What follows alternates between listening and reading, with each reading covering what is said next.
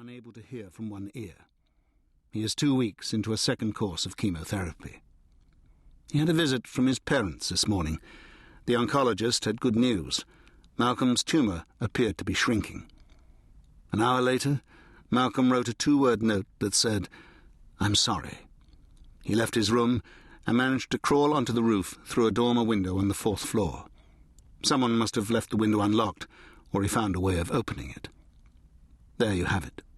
The sum total of my knowledge about a teenager who has a lot more to offer than most kids his age. I don't know if he has a girlfriend or a favourite football team or a celluloid hero. I know more about his disease than I do about him. That's why I'm struggling. My safety harness is uncomfortable under my sweater. It looks like one of those contraptions that parents strap onto toddlers to stop them running off. In this case, it's supposed to save me if I fall, as long as someone has remembered to tie off the other end. I might sound ridiculous, but that's the sort of detail that sometimes gets forgotten in a crisis. Perhaps I should shuffle back toward the window and ask someone to check. Would that be unprofessional? Yes. Sensible? Again, yes.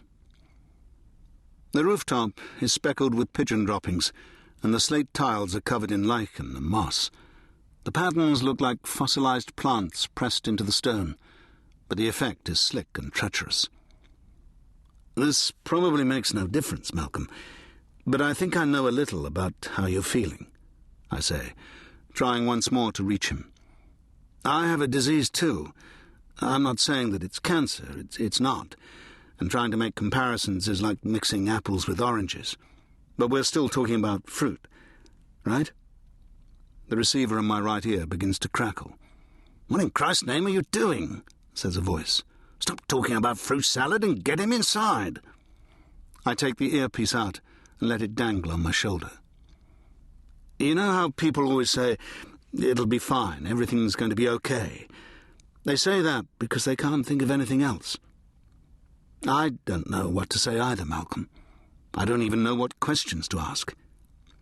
Most people don't know how to handle someone else's disease.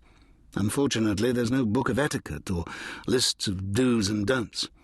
You either get the watery-eyed, "I can't bear it, I'm going to cry" look, or forced jokiness and buck-up speeches. The other option is complete denial. Malcolm hasn't responded. He's staring across the rooftops as if looking out of a tiny window high up in the grey sky. His pyjamas are thin and white with blue stitching around the cuffs and collar. Between my knees, I can see 3 fire engines, 2 ambulances, and half a dozen police cars. One of the fire engines has an extension ladder on a turntable. I haven't taken much notice of it until now, but I see it slowly turning and beginning to slide upward. Why would they be doing that? At the same moment, Malcolm braces his back against the sloping roof and lifts himself.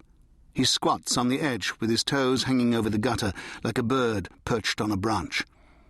I can hear someone screaming, and then I realize that it's me, gesticulating for them to get the ladder away. I look like the suicidal jumper, and Malcolm looks totally calm. I fumble for the earpiece and hear pandemonium inside.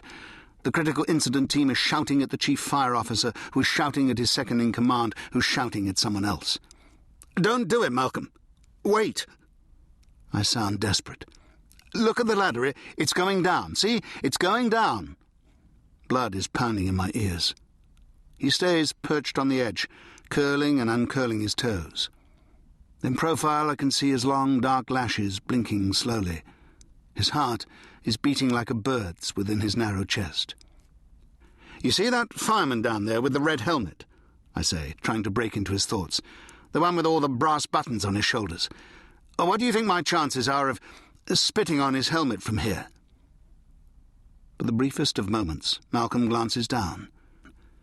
It's the first time he's acknowledged anything I've said or done. The door has opened a crack. Some people like to spit watermelon seeds or cherry pits. In Africa, they spit dung, which is pretty gross. I read somewhere that the world record for spitting kudu dung is about 30 feet. I think kudu is a kind of antelope, but don't quote me on that. I prefer good old-fashioned saliva. And it's not about distance, it's about accuracy.